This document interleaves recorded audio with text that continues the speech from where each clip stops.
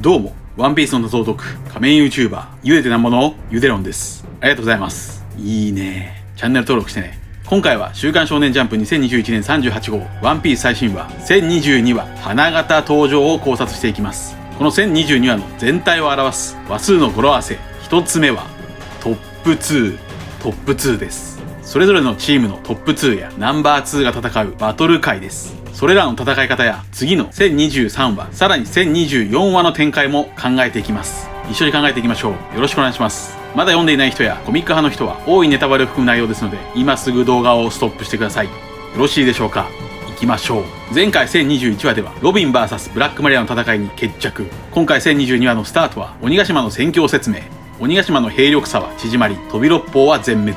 大将の桃之助やルフィが敗れても麦わらの一味の実力は4校110海賊団の幹部たちをしのいでいます。これが1022話の話数の語呂合わせ2つ目、叙述でしょう。2は事情の字です。叙述とは物事について順を追って述べることです。ちなみにフーズフーの仮面はジンベエの鬼瓦政権にも耐えて割れておらず、その正体は未だ不明です。そんな鬼ヶ島が花の都に到着するまでは残り15分。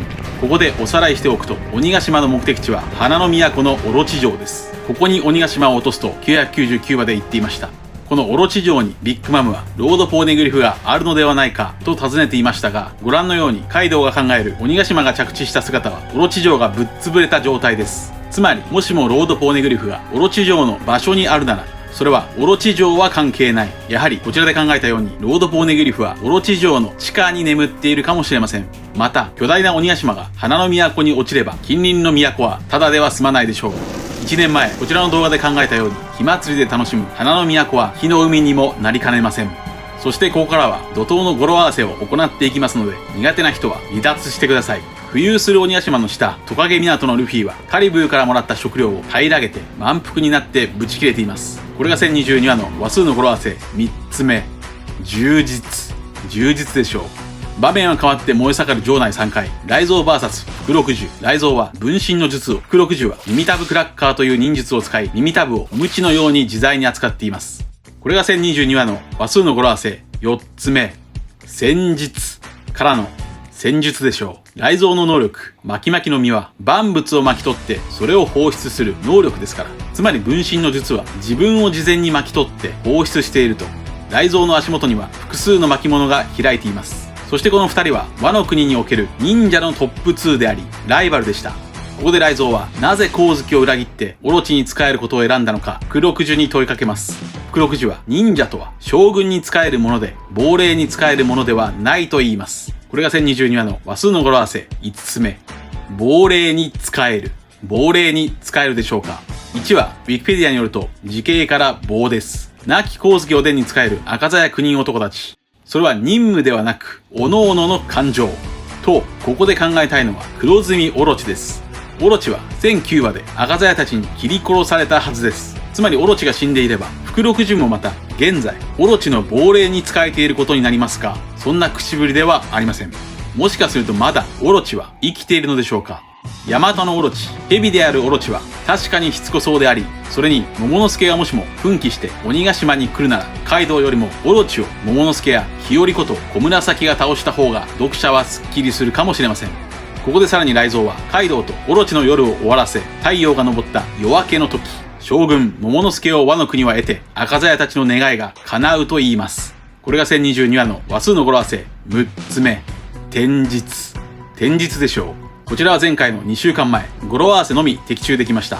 天実とは太陽の光です。光月の亡霊赤鞘たちにとって、いやワノ国にとって桃之助こそが太陽であり希望、夢であると改めて示されました。ただし金右衛門、おぎく、阿修羅童子は倒されたままです。場面は変わって同じく城内3回、キラー VS ホーキンス、つまりカマ VS 藁の稲刈りバトルです。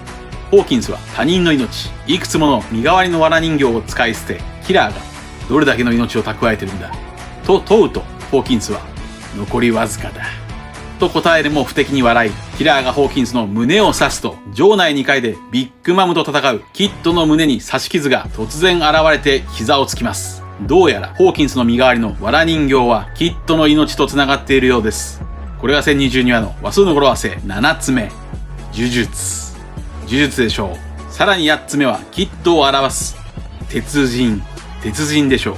さらに9つ目はキラーに問う武人でしょう。キラーの異名は殺戮武人です。これら3つの語呂合わせは前々回3週間前に内容もある程度的中できました。キッドの命を人質に取ったゲドー・ホーキンス。ここでキラーは笑っていますが、キラーはスマイルを食べたことで悲しい時でも笑うことしかできないのです。つまりキラーもまた藁人形ならぬ藁人形というわけでしょうか。そしてこのホーキンスの藁人形は海賊同盟を組んでいた際にキッドの髪の毛から作ったのでしょうか。またキラーはこの状態からどのように戦うのでしょうか。なかなかの難問ですが、突破口はおそらく左手でしょうか。ホーキンスにあってキッドにないもの、それは左手。キッドの左手は鉄の義手。故にホーキンスの左手だけは切り刻んでもキッド側はノーダメージ。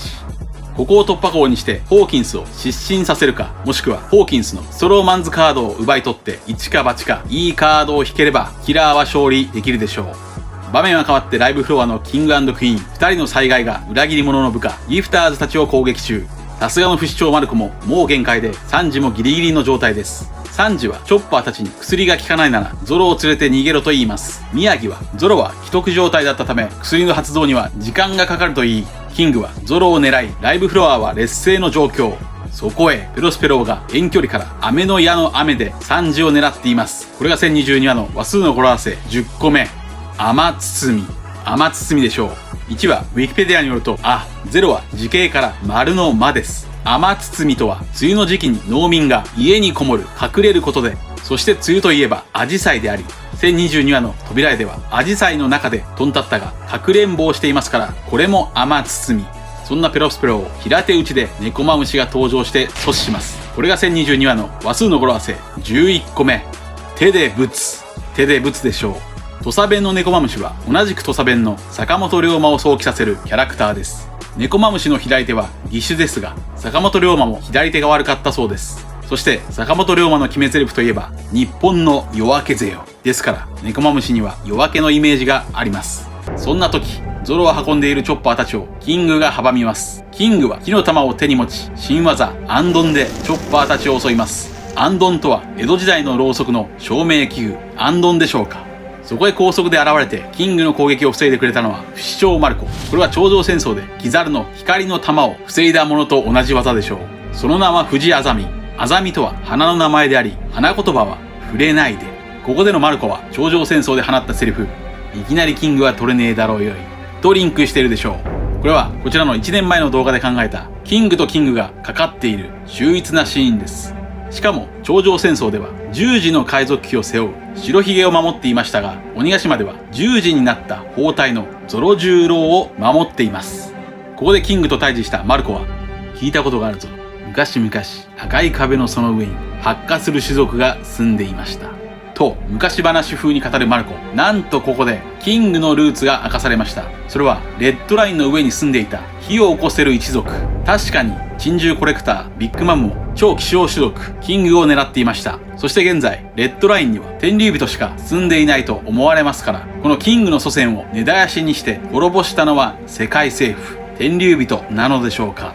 またキングは拷問好きらしいですが、もしかするとキングの種族は逆に拷問を世界政府から受けてきたのでしょうか。これが1022話の話数の語呂合わせ12個目。火の武人でしょう。そしてここで考えたいのは太陽の神ニカです。太陽の神ニカは太陽のように燃えている髪型が特徴的であり、それはまるで火災のキングのようです。つまりもしかすると太陽の神ニカの神話が生まれたのはレッドラインの可能性もあるのでしょうか。例えば800年前、火を起こせる種族と天竜人との争いが起こり、そこで誕生した神話が太陽の神ニカなのかもしれません。これは先ほど考えた太陽を表す1022話の語呂合わせ天実ともつながるのでしょうか。こちらの動画では天竜人を滑るイム様は太陽、晴れとは真逆となる雨の能力だと考えました。本編に戻りましょう。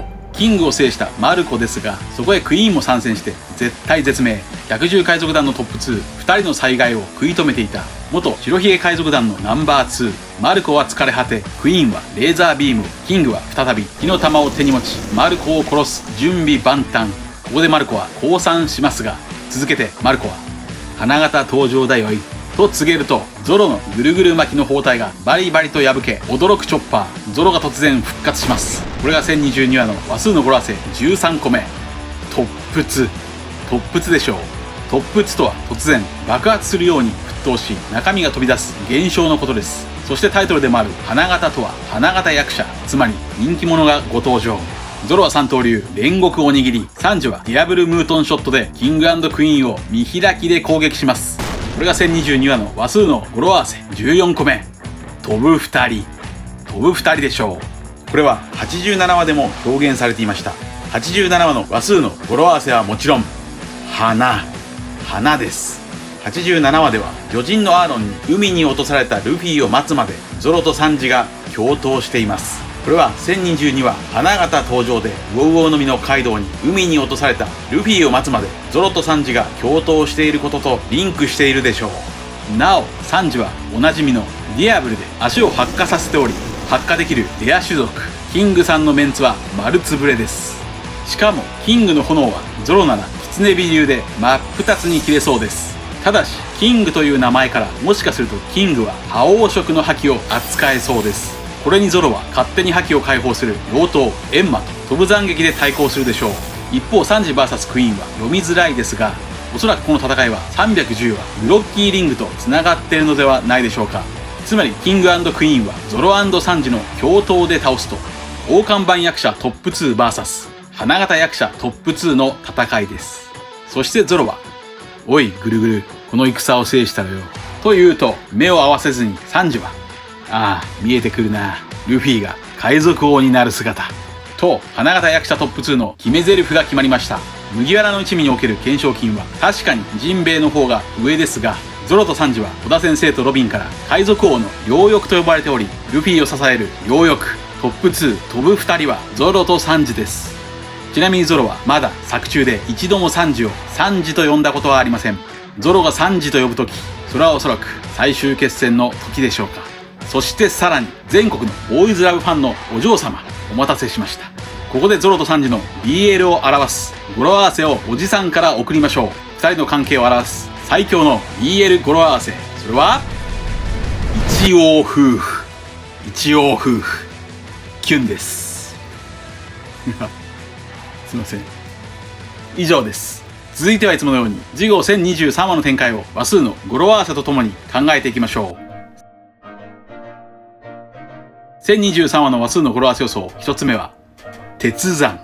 鉄山というのはどうでしょうか。先ほど話したキッドの失われた左手にキラーが気づけば、キラーはホーキンスの左手を攻撃し、その時リンクしているキッドの鉄の左手が切れるでしょう。それが鉄山です。1023話の話数の語呂合わせ予想2つ目は飛ぶ道。飛ぶ道というのはどうでしょうか。満腹となったルフィが鬼ヶ島へ再挑戦するには、竜である桃之助に雲を出してもらい、その雲を掴んで桃之助は鬼ヶ島へ飛ぶでしょう。それはいわば雲の道です。雲の道で思い出すのは空島スカイピアのミルキーロードでしょう。そして新刊悟りの玉雲、玉ドラゴンともつながるのでしょうか。玉ドラゴンが登場したのは250話。話数の語呂合わせは0を前につけて鬼狩り。鬼狩り。がを表す数字はないので音が似ている5を代入。0は中国語で輪ですので鬼狩りです。鬼ヶ島へいよいよ街道狩りへ向かうのでしょうか。その時桃之助は大人になっているのでしょうか。1023話の話数の語呂合わせ予想3つ目は天賦の才。天賦の才というのはどうでしょうか。天賦の才とは天から授かった才能、生まれつきの資質ですから、桃之助は大人にならずともその才能で空を飛ぶのでしょうか。1023話の話数の語呂合わせ予想4つ目は殿様。殿様というのはどうでしょうか。僕は桃之助は大人にはならないと考えてしまいましたが、1023話の語呂合わせは殿様ですから、大人になった桃之助を見た忍が亡き殿様光月おでんと大きくなった桃之助を重ねて泣き崩れるかもしれません。